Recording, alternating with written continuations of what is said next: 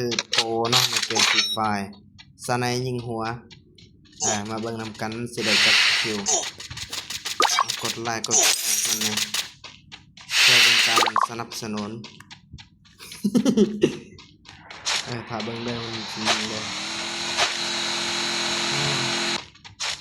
เกมคุณภาพดีบ่มีแพ้สามารถโปรได้แต่มอนี้มันตึงกว่ามันสามารถโปรได้แต่เบิ่งได้มันสิจับคนได้ซัพพอร์ตว่าหมดไว้เนาะคนเนาะเห็นอยู่ว่ายังได้29คนก็21คนมอนี้บ่ได้เลยก็คนนึงถามโมงโซ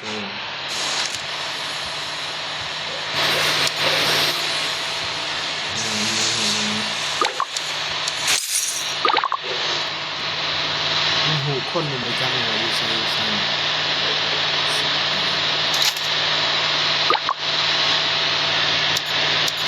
มันหูพอมันหูคนบอกว่าอยู่ใส่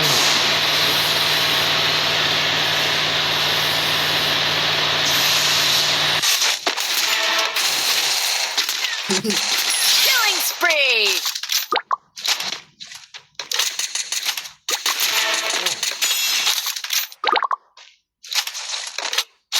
ว่าตียิงอยู่กลางอากาศกับหัวหลวงอีก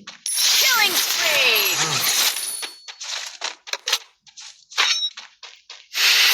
ยิงไปเลยถือวัวแบนมันเนี่ยงอนี่หายโอ้กันไม่จังหวะโอ้เขาจะทำคิว Killing spree.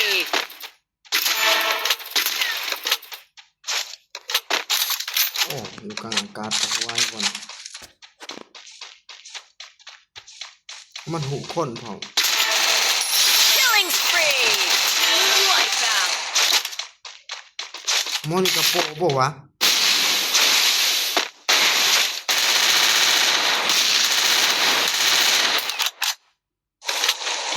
30 คิวมันเลย7 คนมันจะหนึ่งเลยกว่าบางทีมันยิงไปเดินถือหัวสวยโมเมนต์เลยโมเมนต์ โอ้มันดีไปอีกมีอีกตีนึงอ่ะ โมเมนต์เลยนี่ยิงไปเดินถือหัว มันหูคนอีกบ่จักว่าอยู่ไสเลย โอ้ไปจุดไปแล้ว มันทะลุต้นไม้นำว่ะ เนี่ยเนี่ยปวด อ้าวหัวแล้วโอ้